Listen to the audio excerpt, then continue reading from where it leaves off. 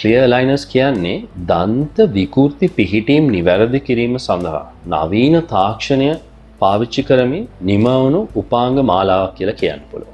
මේ උපාංග යම්කිසි රෝගියෙක් හෝ පුද්ගලයෙක් වෙනුවෙන්ම තැනු පාරදෘශ්‍ය එහා මෙහා පෙනෙන දත් මත පළඳින තුනී ප්ලාස්ටික් ආවරණ මාලාවක් කියලා කියන්න පුළුවන්. පාරදෘශ්‍ය සොෆ්ට් නැත්නම් නාම්‍යශීලී මේ විදිය ට්‍රේස් තමා රෝගියාට ලැබෙන්නේ ක්ලියර් අලයිනර්ස් විදිහට. මේ ප්‍රතිකාරය නවීන තාක්ෂණය හා මුසු වෙලා ත්‍රිමාන සැලසුම්කරණය සමගයි සිද්ධ වෙන්නේ. ඒක නිසා රෝගියාට අපිට පෙන්වන්න පුළුවන් ප්‍රතිකාරය පටන් ගන්නත් කලින් ප්‍රතිකාරය කොහොමද සිද්ධ වෙන්නේ? කොච්චර කල් යනවද? කොයි විදිහට වෙනස් වීමකට ලක් වෙලා අවසානයේ අපි රෝගියාව මෙන්න මේ තත්ත්වයට තමයි ගේන්නේ. නැත්තම් මේ දත්වල වෙනස් වීම මෙන්න මේ මට්ටමට තමයි මේක සිද්ධ වෙන්නේ කියලා මේ නවීන තාක්ෂණය නිසා අපිට ප්‍රතිකාරය පටන් ගන්නත් කලින් පෙන්වන්න පුළුවන්.